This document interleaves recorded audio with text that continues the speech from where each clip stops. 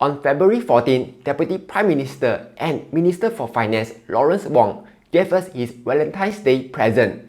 And by present, I meant the Singapore Budget 2023. So, in this video, we will be going through all of the biggest announcements for the latest Singapore Budget to see how it will affect us.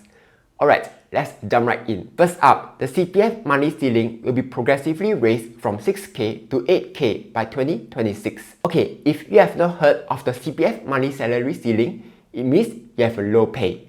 Just kidding. Here's what it means. As you know, every month we are contributing 20% of our pay to CPF, right? What you may not know is that right now, you will only need to contribute CPF for a pay up to 6K a month. So, anything above 6K, you don't have to contribute to CPF. But now, the CPF money salary ceiling will be raised to 8K.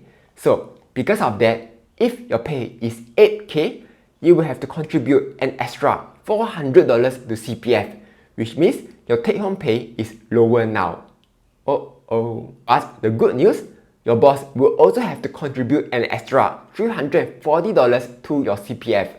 So, in a way, you have actually gotten a pay raise with this change. I'm pretty sure when Mr. Lu heard of this, he was feeling shocked until cannot shock. CPF lovers will love this change, as this will help them reach the full or enhanced retirement sum even faster now. But on the flip side, it means more money locked up in CPF and less cash to use. Next, first-time resale home buyers will be receiving up to 30K in CPF housing grants. Personally, I have very mixed feelings about this. On one hand, this CPF housing grant is good because it helps new home buyers to cope with rising property prices. On the other hand, because home buyers can now afford an extra 30K, home sellers are going to increase the selling price accordingly. So it sort of cancels out the additional 30K grant. And due to this change, we are going to see even more $1 million HDBs soon. Quick pause, here's a short message from today's sponsor, Moomoo Singapore. Right now, we are in the earnings season. And with Moomoo, you can easily keep track of your favorite company's earnings.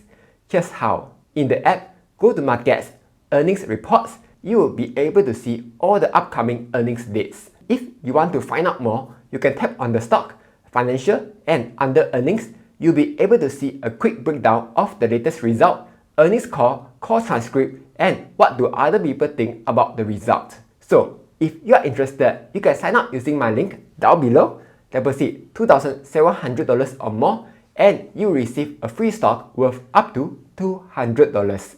Besides that, if you invest at least $100 into Moomoo Cash Plus for 10 days or more, you will receive another $20 cash coupon. With that being said, let's get back to the video. Next, families and young married couples aged 40 and below who are buying their first home will now receive an additional ballot for their BTO applications. Personally, I feel that this change may be a little insufficient because as we have seen, BTOs are usually oversubscribed, and the additional one ballot may not help much, especially when every other new couple has an additional one ballot, and when there are cases that some couples still fail to get their BTO even after 10 tries. So, as to how effective this solution is, we will have to see. The next big announcement would be the change to the Working Mother's Child Relief. Right now, the tax relief is based on percentage.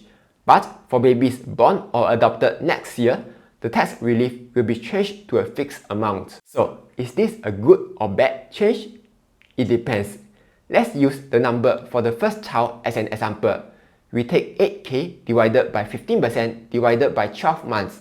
We will get $4,444 monthly pay. For people who are earning less than this amount, this is a good change because now, rather than getting a 15% tax relief, you will straight away get a much higher 8K tax relief. While for people who are earning more than this amount, this is a bad change because the tax relief is now fixed at 8K. However, I feel that this is a very weird change because if you look carefully, this change doesn't apply to everyone. It only applies to children born or adopted in 2024 and onwards. This means that if you have a kid born before 2024, you will still continue to enjoy the 15% tax relief. But if your kid is born on or after 2024, your tax relief will only be 8K. So I guess if you want to have a higher tax relief, you better chop give birth to a kid before 2024, yeah? Also, while we are on the topic of children, you'll be glad to know that there will be an extra 3K baby bonus if your kid is born on or after 14 February 2023. If your kid is born before that, too bad, you won't earn the extra 3K. Besides that, the CTS First Step grant will be increased from 3K to 5K, and the co-matching amount is increased by $1,000. So that's good. Oh wait, you want more payouts? Lawrence Wong got you, because there's a ton of payouts. First up, starting next year, there will be higher payouts from the assurance package all the way to 2027. Second, there will be a one-off cost of living special payment where eligible Singaporeans will receive anywhere between $200 to $400 in June this year. Third, eligible seniors will also receive between $200 and $300 from the cost of living seniors bonus. Then there will be another round of $300 CDC vouchers in 2024, an additional up to $760 in USAVE rebates, $400 CDA top-up, and a $300 EduSave account and post-secondary education account top-ups. So there's a ton of payouts here.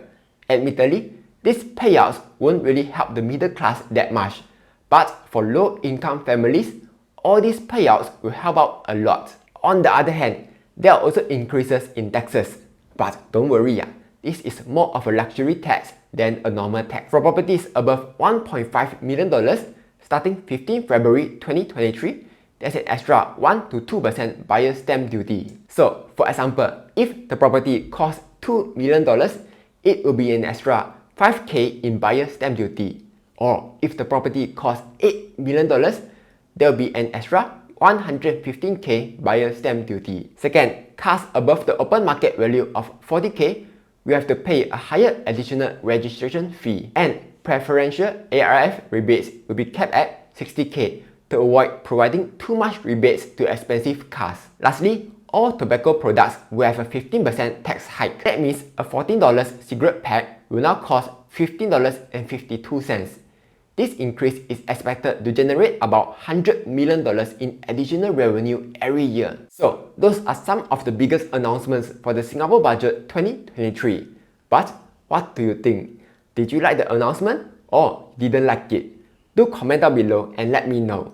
Like, share and subscribe as I'll be posting new videos every Monday, Wednesday and Friday.